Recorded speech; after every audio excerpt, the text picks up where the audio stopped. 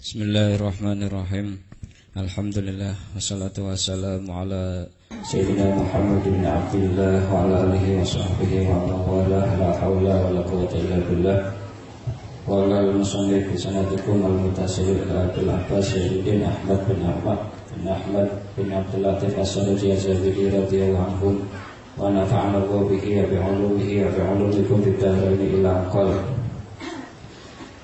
wa bihi laqal Anil Bara'i radhiyallahu anhu qala kana Rasulullah sallallahu alaihi wasallam idza qama sami'a Allahu liman hamidah lam yahni ahadun minna dhahrahu hatta yaqa'a nabiyyu sallallahu alaihi wasallam sajidan summa naqa'u sujudan ba'dahu.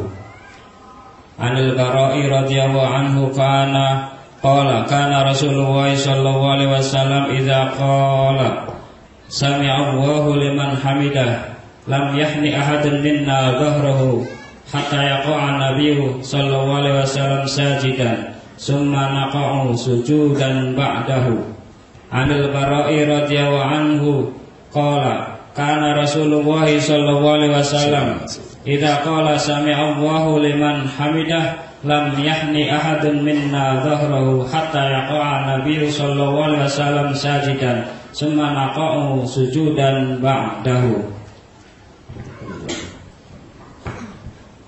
An Abi Hurairah radhiyallahu anhu 'anil nabiy sallallahu alaihi wasallam qala ama yakhsha ahadukum ala yakhsha ahadukum idza rafa'a ra'sahu qabla al-imami ay yaj'alallahu ra'sahu ra'sa himari aw yaj'alallahu suratahu suratah himari. An Abi Hurairah radhiyallahu anhu 'anil nabiy sallallahu alaihi wasallam qala ama yakhsha ahadukum aw ala yakhsha ahadukum idza rafa'a ra'sahu qabla al-imami ay yaj'alallahu ra'sahu ra'sa himarin aw yaj'alallahu suratahu suratah himarin. An Abi Hurairah radhiyallahu anhu 'anil nabiy sallallahu alaihi wasallam qala ama yakhsha ahadukum aw ala yakhsha ahadukum idza rafa'a ra'sahu qabla al-imami ay yaj'alallahu ra'sahu ra'sa himarin aw yaj'alallahu suratahu suratah himarin. Sebelumnya ada berita dari Nabi sallallahu alaihi wasallam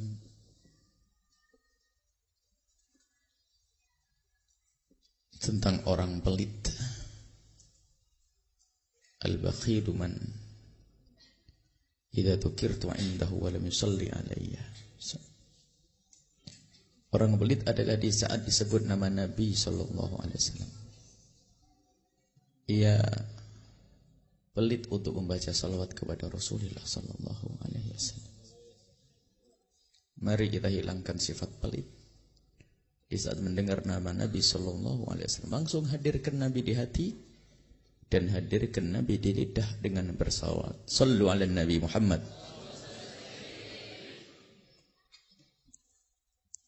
Dan biasakan dengan ini semua. Dan itu akan menggetarkan hati orang yang mendengar, menggerakkan hati orang yang mendengar. Dan itu ciri khas seharusnya sebagai orang-orang yang mengaku diri mereka pecinta Nabi sallallahu alaihi wasallam, tidak akan mendengar nama beliau disebut kecuali bergegas menghadirkan Nabi di dalam hatinya, kemudian menghadirkan Nabi di lidahnya sembari ia berselawat. Dan keluarkan suaramu untuk berselawat agar orang yang terlalai dan lupa pun juga ikut berselawat bersama Anda yang ingat. Baik. Jadi berselawat. Jadi mohon maaf, saya punya anak-anak itu memang harus diingatkan terus. Urusan son itu kalau tidak 100 kali diingatkan mereka tidak. Jadi kepekaan telinganya belum ada, padahal dia udah tolong son itu nomor 1 ya. Jadi Buya tuh masuk saja sudah kerasa kalau ente kurang pas di dalam menyeting son. Karena tadi sayang Syekh Murad sudah bercerita setengah jam lebih, tapi suaranya kurang benar. Kenapa masih seperti itu?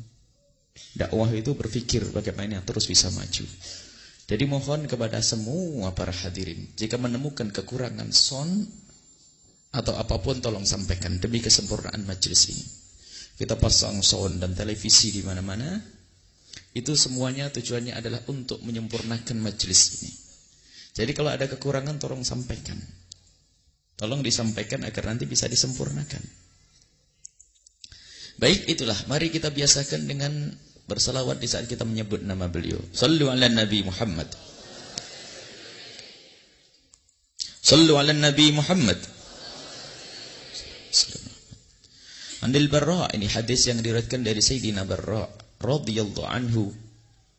Qala, beliau berkata, kana Rasulullah sallallahu alaihi wasallam, Allahumma shalli wa sallim alaihi, idza qala sami'allahu liman hamidah, jika Nabi Muhammad mengucapkan kalimat sami'allahu liman hamidah di dalam salat beliau, lam yahni ahadun minna dhahrah, tidak ada yang merundukkan kepala, merundukkan tubuhnya salah satu dari kami, hatta yaqa'un nabiyyu sajidan, sampai Nabi mulai menempelkan jidat mulia beliau ke tanah untuk sujud.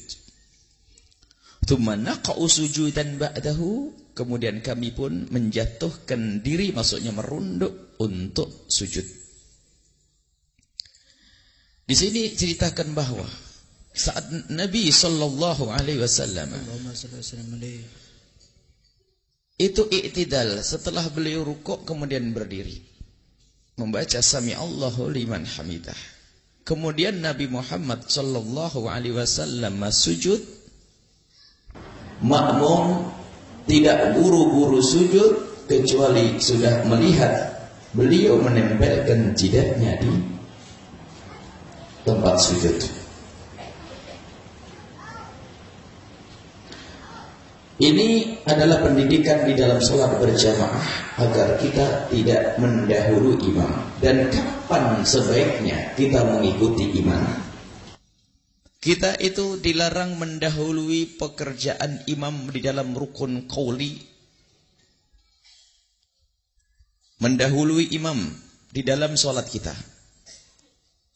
Dan hadis selanjutnya disebutkan, an Abi Hurairah radhiyallahu anhu, dari Abi Hurairah radhiyallahu anhu, anin Nabi sallallahu alaihi wasallam, dari Nabi Muhammad sallallahu alaihi wasallam, qala, beliau berkata, amat tahsya, apakah engkau tidak takut, amma yahsya, apakah tidak takut ahadukum, salah satu dari kalian, au ala yahsya, apakah tidak takut ahadukum, salah satu dari kalian, idza rafa'a ra'sahu, jika mengangkat kepalanya, qablal imami, sebelum imam, ayyaj'alallahu ra'sahu, untuk akan dijadikan oleh Allah kepalanya ra'sa himarin, kepalanya himar, ayyaj'alallahu suratahu, Allah, atau Allah akan merubah wajahnya surata himarin, bentuk himar. Baik. Di sini ada pendidikan kalau kita melakukan sholat berjamaah. Kesempurnaan ilmu itu penting agar kita di dalam melakukan sholat berjamaah itu benar. Ada dua hal yang dilarang, yaitu mendahului imam atau terlambat dari imam. Akan tetapi dihimbau untuk mengiringi imam. Mengiringi imam. Jadi kalau imam, kita itu mengikuti, innama ju'ilal imamu liyutamma bihi, dijadikan imam itu untuk diikuti. Maka kalau Anda melakukan sholat berjamaah, jangan buru-buru mendahului imam. Jadi mendahului imam itu ada hukumnya. Yang pertama, mendahului dalam takbiratul ihram batal mutlak. Bahkan bareng di dalam takbiratul ihram batal. Ini selesai masalah takbiratul ihram. Tinggal yang tersisa ada dua, yaitu rukun qauli dan rukun fi'li selain takbiratul ihram. Rukun qauli dan rukun fi'li kita bahas. Kalau rukun qauli, mendahului imam, itu hukumnya makruh. Rukun qauli, imam belum membaca Fatihah, kita mendahului Fatihah, hukumnya makruh. dan tidak membatalkan sholat kecuali pendapat lemah dari madhab Imam Syafi'i. Jadi kalau imam belum membaca Fatihah, ternyata Anda mendahuluinya di dalam membaca Fatihah. Misalnya imam masih membaca kabira walhamdulillahi katsira, kemudian Anda mendahului membaca surat Al-Fatihah, maka sholat Anda adalah sah. Hanya saja hal yang demikian itu hukumnya adalah makruh. Dan ingat, semua kemakruhan yang ada di dalam sholat berjamaah dan tidak ada di waktu yang lain, kalau di sholat berjamaah makruh. Semua kemakruhan yang adanya hanya di dalam sholat berjamaah, itu menghilangkan mufawwitun atau menghilangkan pahalanya berjamaah. Maka diupayakan dan terus upayakan Anda membaca surat Al-Fatihah adalah setelah imam selesai membaca surat Al-Fatihah, baru giliran Anda membaca surat Al-Fatihah. Itu rukun qauli. Adapun rukun fi'li, maka batal kalau Anda mendahului imam dengan dua rukun fi'li, rukun pekerjaan. Mohon maaf, rukun fi'li adalah rukun pekerjaan. Kalau rukun qauli rukun tapi dalam ucapan. Rukun dalam ucapan hanya 5, sudah dijelaskan pada pertemuan yang lalu. Takbiratul ihram, membaca surat Al-Fatihah, membaca tasyahud at-tahiyat, kemudian membaca salawat kepada Nabi SAW, kemudian mengucapkan Assalamualaikum. Itu rukun qauli. Lah kalau Anda mendahului imam di dalam rukun fi'li, dua rukun, biarpun itu rukun pendek, rukun pekerjaan ada panjang, ada pendek. Yang pendek adalah duduk di antara dua sujud. Selebihnya adalah panjang. Duduk di antara dua sujud pendek. Tapi kalau sujud panjang, artinya kita boleh memanjangkan sujud kita kalau kita sholat sendiri. Sepanjang-panjangnya. Mau sujud 1 jam juga sah. Baik. Jadi ada rukun fi'li yang pendek dan rukun fi'li yang panjang. Maka, kalau ada seseorang mendahului imam di dalam rukun fi'li, biarpun itu tidak panjang, kalau sudah lebih dari 2, maka itu batal sholatnya. 2. Contoh, imam masih berdiri membaca surat Al-Fatihah, tiba-tiba Anda nyelonong rukuk, kemudian Anda menonong berdiri, sampai Anda sudah mau sujud. Berarti Anda mendahului rukuk dan i'tidal, batallah sholat Anda. Baik. Nah, mendahului satu rukun,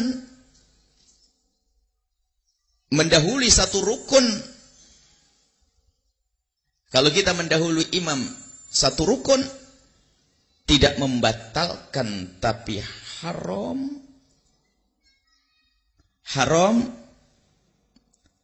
yang juga menghilangkan pahalanya berjamaah.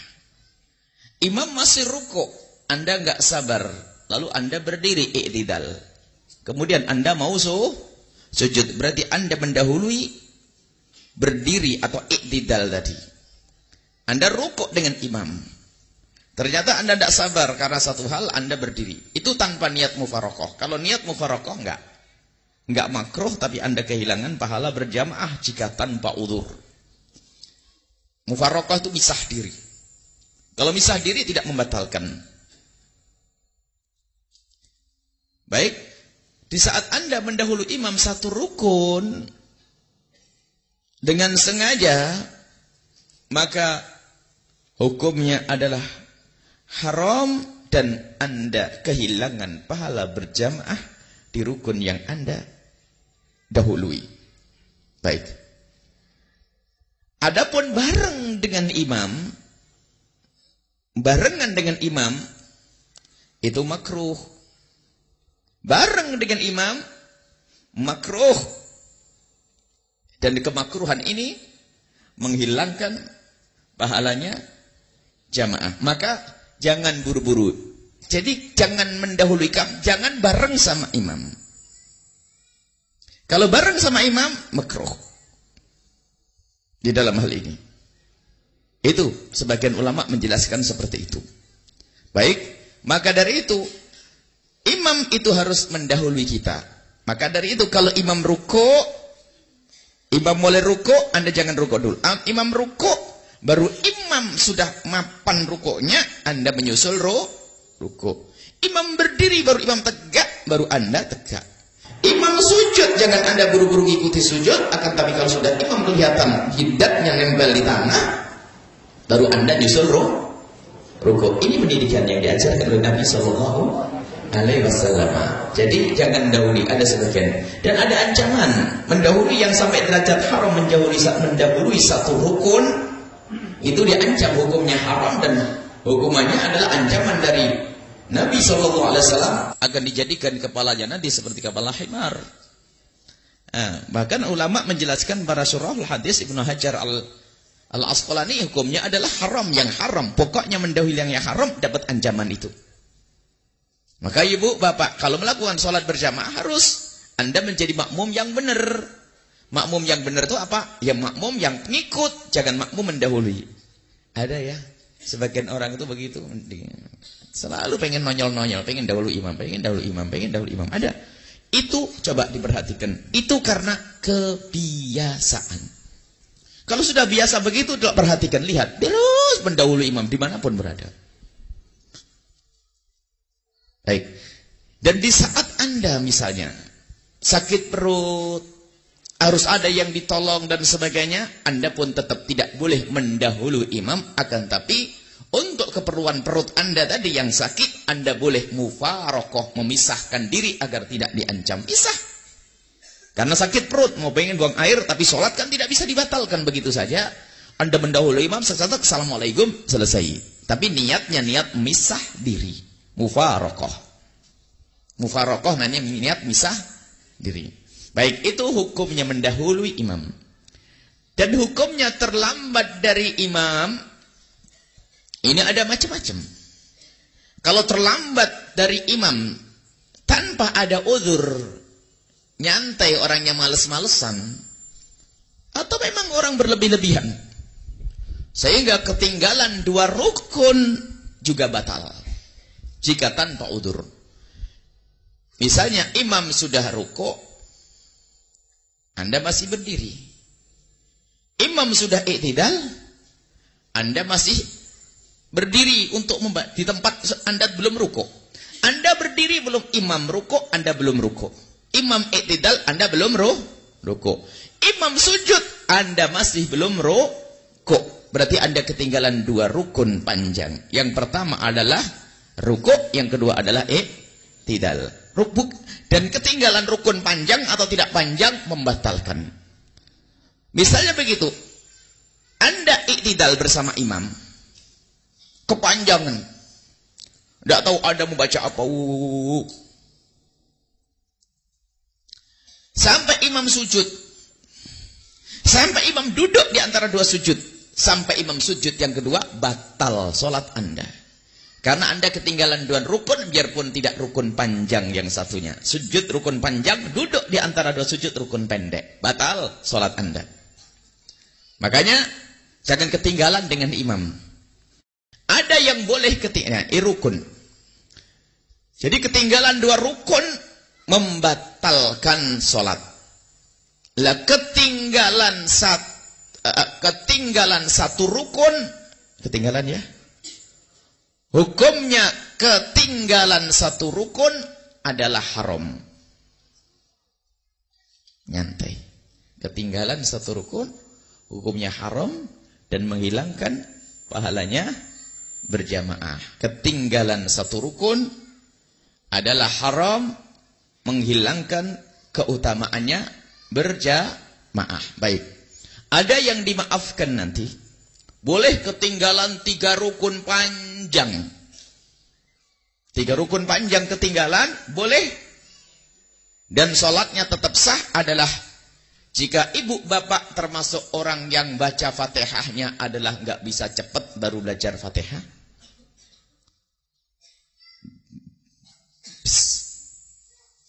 Bismillah. Nggak selesai-selesai. Ya. Anda Atau dalam suatu kondisi yang padat sekali sehingga Anda untuk sujud nggak bisa nunggu orang selesai. Ada udzur. Atau imamnya imam super cepat. Nah, ini imam yang nggak benar ini. Imam yang ngebut sekali. Ini apa-apa? Orang tua itu kan pelan-pelan. Allah. Ini ngebut. Jadi kalau dalam keadaan udzur seperti ini, Ibu, kita boleh ketinggalan 3 rukun panjang dan sholat kita tetap sah. 3 rukun panjang misalnya.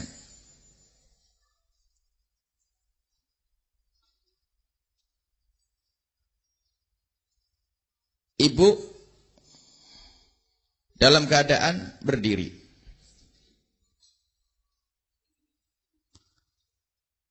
Kemudian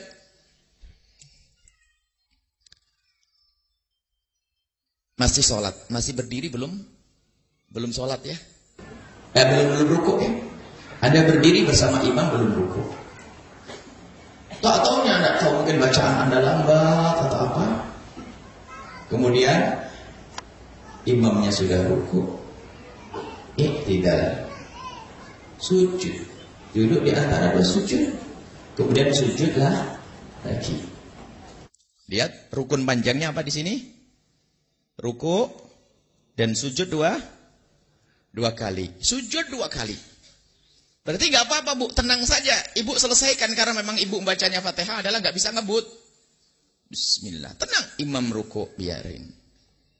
Imam sujud, terus saja ibu baca Fatihah. Ihdinas siratal mustaqim. Sampai imam sujud yang kedua, tetap Anda membaca apa? Fatihah. Belum beres. Sampai imam berdiri. Nah, imam berdiri, maka saat itu Fatihahnya ibu berhenti. Ibu ngikuti imam lagi berdiri. Nggak usah dilanjutkan apa tadi? Soalnya ibu mulai baca Fatihah lagi. Ketinggalan lagi, selesaikan Fatihahnya ibu. Fatihah nggak selesai, imam kok berdiri lagi.